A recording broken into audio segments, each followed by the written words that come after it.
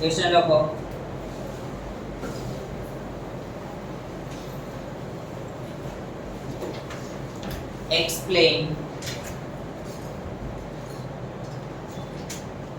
explain પછી dash explain પછી dash how water is transported in plants or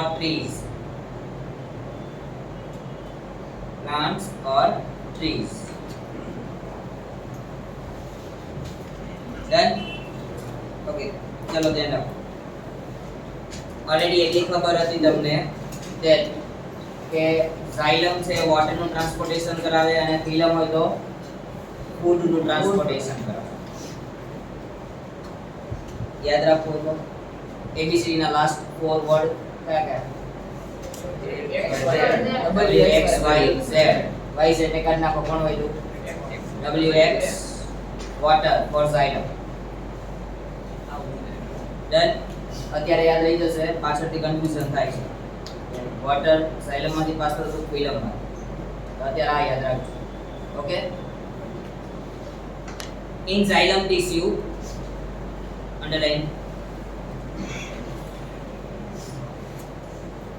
in xylem tissue vessels and tracheids of the roots stems and leaves are interconnected to form a continuous system તો તમારી પાસે xylem tissue છે એ કોની રીતે અથવા તો કઈ રીતે કનેક્ટેડ છે તો xylem tissue છે એ પછી કન્વર્ટ થાય છે ઇન્ટુ ધ વેસલ્સ માંથી આગળ જશે અથવા તો તમે રૂટ્સ થી વોટર ગેઇન કરો છો તો એ ગેઇન કરવાનો પોર્શન રૂટ્સ માં જે છે એ હોય છે ટ્રેકેટ્સ ઓફ ધ રૂટ્સ તો જ્યાંથી તમારું વોટર અથવા તો મિનરલ્સ એબ્સોર્બ થાય છે એ પોર્શન ને શું કહેવાય ટ્રેકિયટ કહેવાય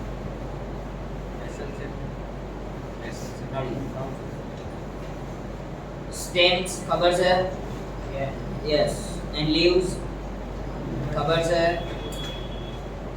are interconnected આ બધા કેવા કનેક્ટેડ છે ઇન્ટરકનેક્ટેડ થઈને આખી એક સિસ્ટમ ફોર્મ કરે છે ફોર્મ અ કન્ટિન્યુઅસ સિસ્ટમ કોની સિસ્ટમ ફોર્મ કરે છે of water conducting channel reaching all the parts of the plant તો પ્લાન્ટમાં જેટલી જગ્યાએ તમારે વોટરની જરૂરિયાત હોય એ બધી જ જગ્યાએ શું થાય છે આ સિસ્ટમ છે પહોંચે at roots the cell in contact with the soil actively take up ions roots છે એ વોટર તો લેવાનું છે પણ એની જોડે જોડે બીજા મિનરલ્સ છે એને લે છે તે મિનરલ્સ ની અંદર સવારે આપણે જોયું તો નાઇટ્રોજન ને ફોસ્ફરસ એ લે છે તો નાઇટ્રોજન ને ફોસ્ફરસ છે શું છે one type of the ion તે આયન ને શું કરે છે એક્ટિવલી અંદર એડ કરશે હવે વિચારો તો કે પહેલા કોઈ ટ્રી હતું અથવા તો કોઈ પ્લાન્ટ હતું એની પાસે એક આયન નહોતા તો હું કહી શકું કે એની concentration for the ions lower છે અને સોઇલ પાસે બહુ વધારે હતા તેની કોન્સન્ટ્રેશન બહુ હાયર છે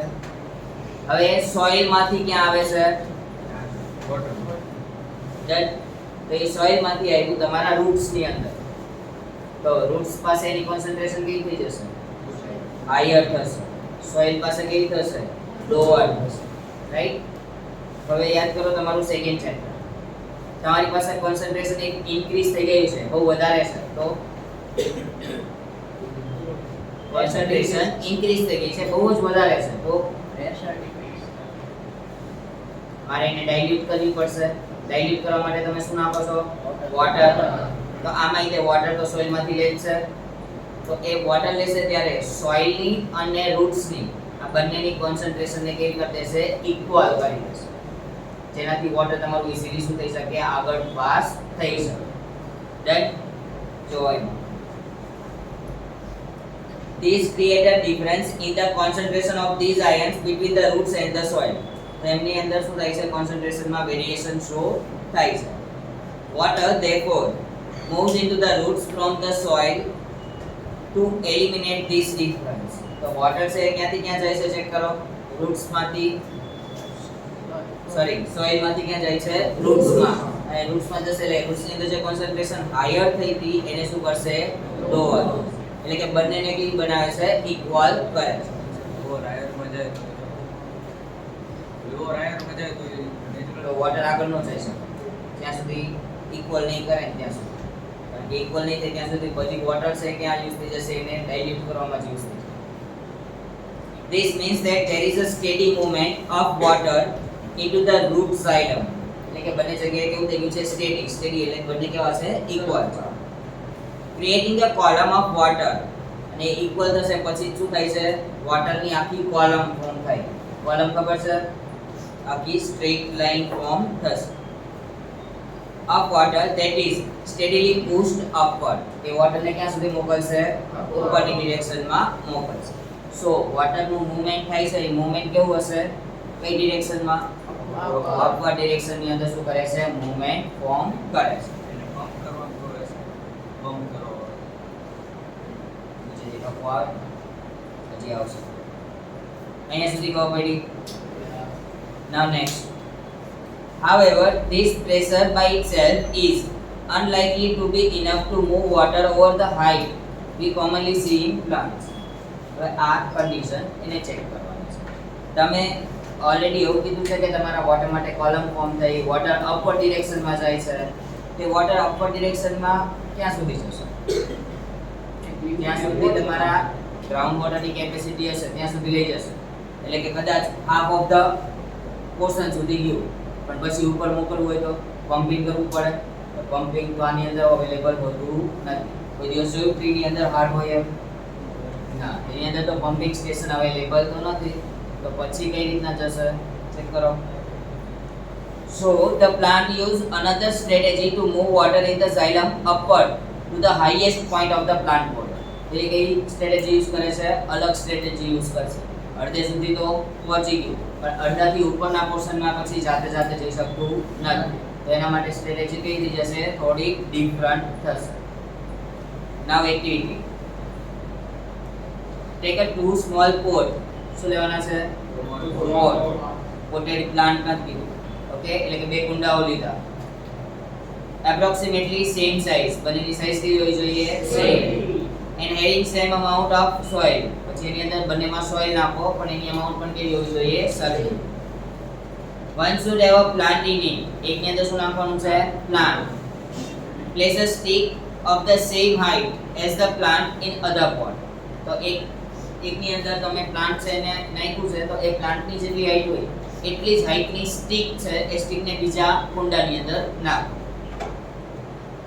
cover the soil in the both the floor with a plastic sheet so that moisture cannot escape by the evaporation તો તમારા બંને જે કોઈ પોટ હતા એની અંદર સોઇલ નાખી દીધી એ સોઇલને કમ્પ્લીટલી શેનાથી કવર અપ કરવાનું છે વિથ ધ પ્લાસ્ટિક પ્લાસ્ટિક થી કવર અપ કરવા એટલે કે સોઇલ ની અંદરનું જે કોઈ પણ મોઇસ્ચર છે એ ઇવોપરેટ થઈ જાય નહીં cover both the set one with the plant and other with the stick તમારા પાસે બે પ્લાન્ટ રેડી થયા છે એક લીગલ પ્લાન્ટ છે બીજું કોણ છે only stick with the plastic sheet and place it in a bright sunlight for half an hour અડધી કલાક માટે એને બહાર મૂકી દો do you observe any difference in two of the cases કે ડિફરન્સ દેખાય શું દેખાશે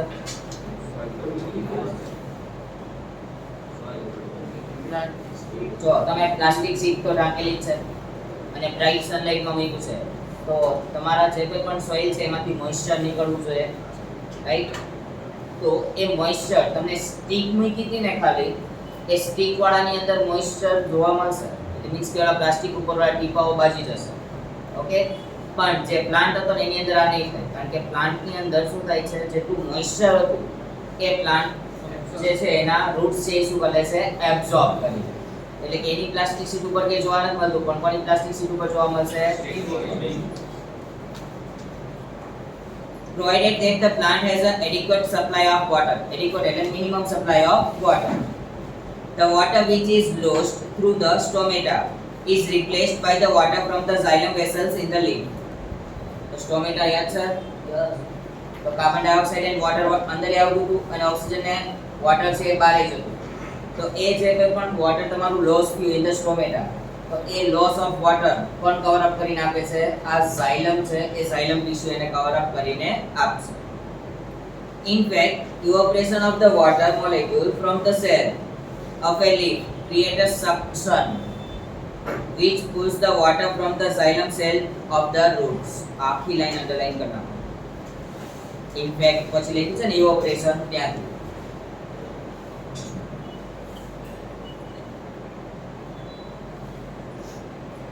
રેડી? ઓકે. હવે ચેક કરો, જ્યારે evaporation થાય છે ત્યારે લીવ્સ ઉપર સ્ટોમેટા તો છે જ તે. સ્ટોમેટા હશે તો સનલાઇટ આવે તો જ evaporation થાય. અને સનલાઇટ આવશે તો સ્ટોમેટા ઓપન થાય.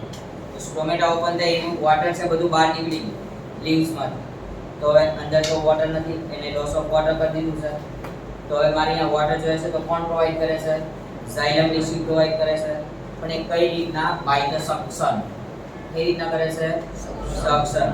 ઓકે. હવે આ ટેવ છે ને આપણે બધાએ ઘરે એપ્લાય કરેલી છે. તમારું ઘર છે એમાં ઉપરના માળ ઉપર તમારી પાણીની ટાંકી છે. જ્યારે મ્યુનિસિપાલિટી વાળા વોટર આપે છે ત્યારે ત્યાં એક નળી જે જ્યાંથી પાણી આવતું હોય ત્યાં લગાવો છો અને એનો બીજો એન્ડ છે એને ઉપરની ટાંકી સુધી લઈ જાઓ. if પાણી ન આવે તો મોઢાથી સબ કરો છો. રાઈટ? ઇટ મીન્સ ધેટ કે ઓલું પાણી આવ્યું તો પણ અડધે સુધી જતું. પછી તમે મોઢાથી સબ કરો એટલે એ પાણી છેક ઉપર સુધી પહોંચ્યું. Same condition in the plants. સ્ટોમેટામાંથી લોસ થયો તો સ્ટોમેટા છે ત્યાંથી શું થાય છે? સકિંગ ઇફેક્ટ સ્ટાર્ટ થશે. તો અડધા સુધી તો તમારું ઝાઇલમ છે એ વોટર લઈને આવી જ ગયું છે. પણ અડધા પછીનું જે ઉપરનો પોર્શન છે અહીંયા શેનાથી થતું રહ્યું? By the suction. Then the loss of water in the form of vapor from the aerial parts of the plants is known as transpiration. Underline. તો તમારા વોટરનો લોસ થયો અને જે લોસ થયો તો એ પ્લેસ સુધી છે વોટર પહોંચાડ્યું. એ આખી પ્રોસેસ છે આ સક્શન વાળી, એને શું કહેવાય? ટ્રાન્સપીરેશન. ઓકે. અને આવું બધા પાર્ટ્સમાં નો થાય, એરિયલ પાર્ટ્સ એટલે કે અમુક પાર્ટ્સ છે એની અંદર જોવા મળશે. ધેન ટ્રીસની અંદર અહીંયા સુધીમાં ખબર પડી ગઈ. નેક્સ્ટ જુઓ.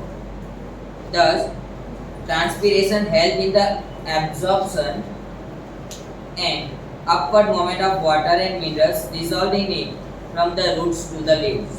તો roots થી stem સુધી તો એમનામ આવી ગયું, પણ stem થી લઈને leaves સુધી it means directly from the roots to check leaves સુધી પહોંચાડવું હોય તો એ પ્રોસેસ કઈ યુઝ થાય છે?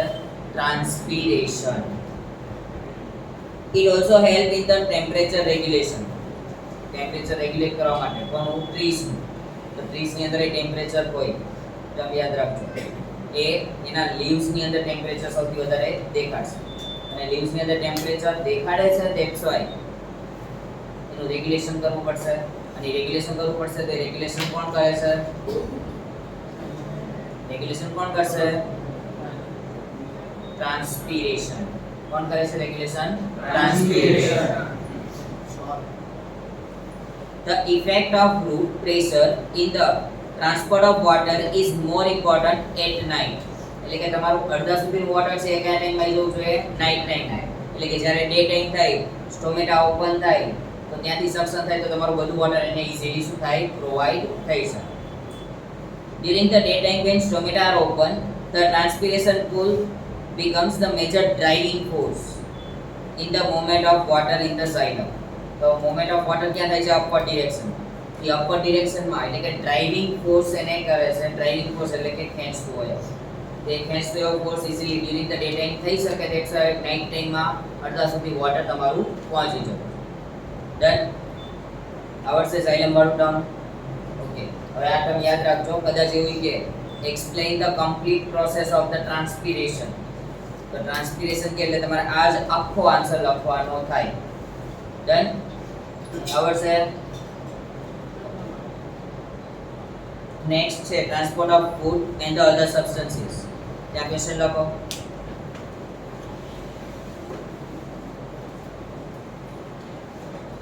એક્સપ્લેઇન પછી dash how food is transported in the plants or trees. How food is transported in plants or trees.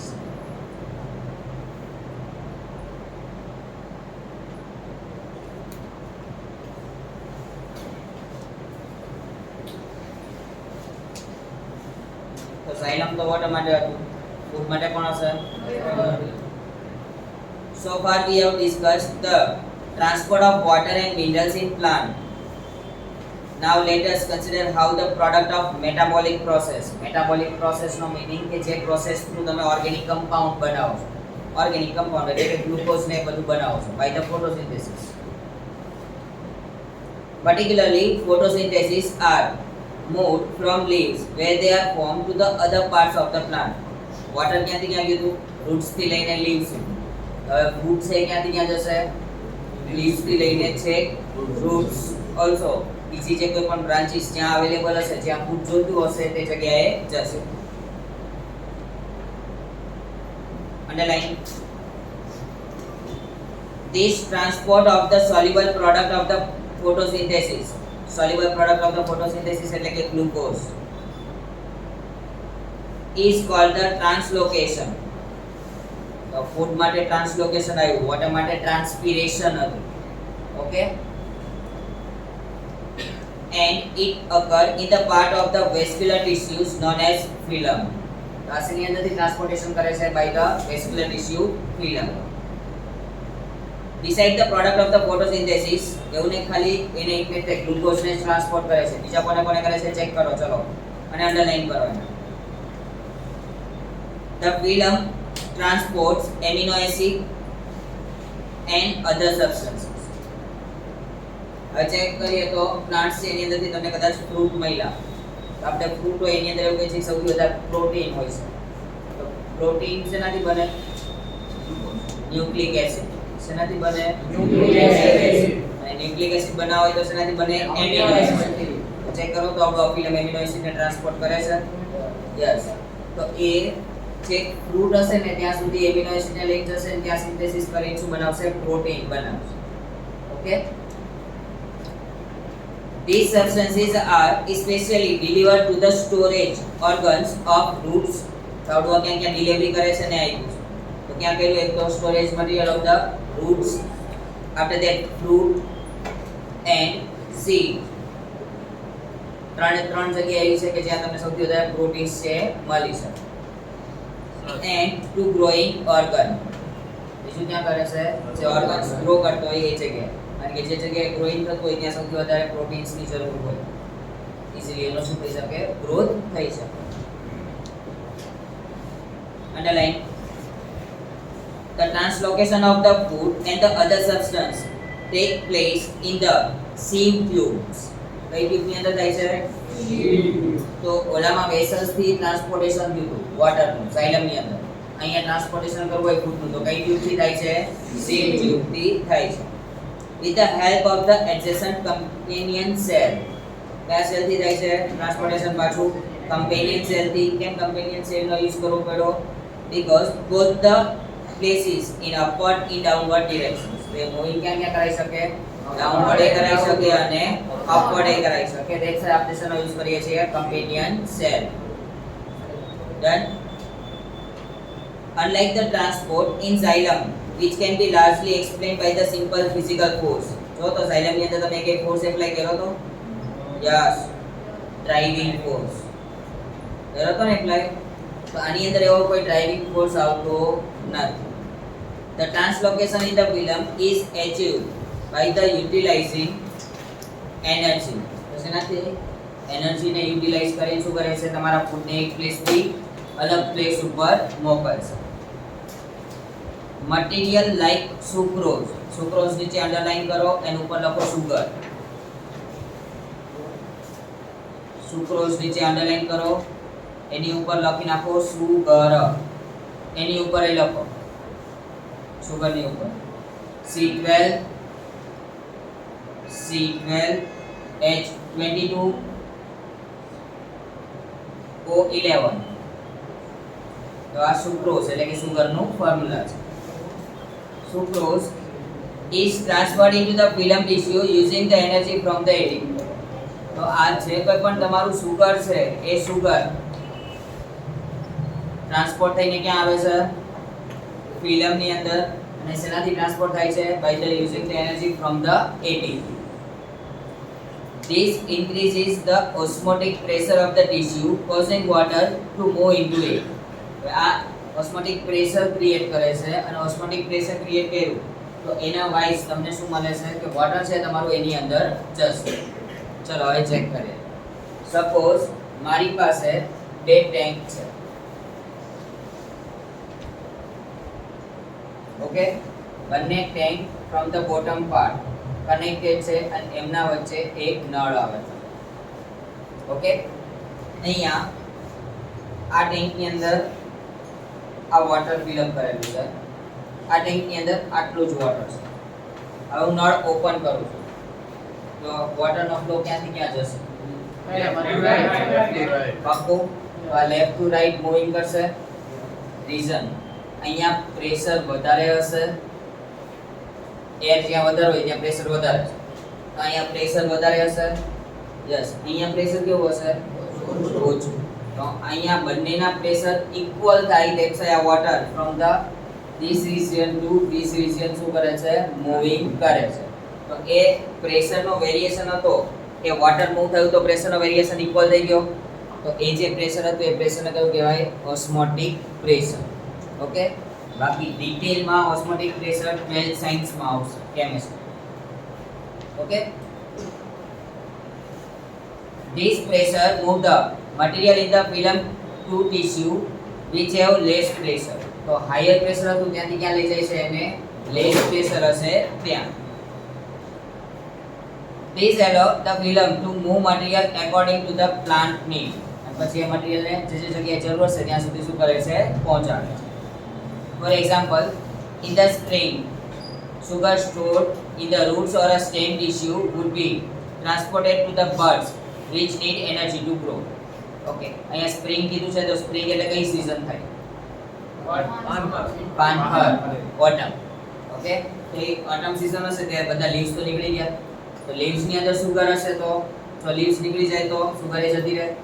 તો એ સુગર ના જવા દેવા માટે એ શું કરે છે? એ સુગરને રૂટ્સ પાસે સ્ટોર કરશે અથવા તો સ્ટેમ પાસે સ્ટોર કરશે. ઓકે, અને સુગર સ્ટોર થશે પછી જે જગ્યાએ બડ બને, બડ એટલે કે જ્યાંથી આપણે કહીએ છીએ કે પાન ફૂટ્યું નવું, તો એવા જે બડ ક્રિએટ થશે ને ત્યાં સુધી એને એનર્જી છે, એની એનર્જી છે એને પહોંચાડશે જેથી એનાથી વધારે એના લીવ્સ છે ગ્રો કરી શકે. ડન.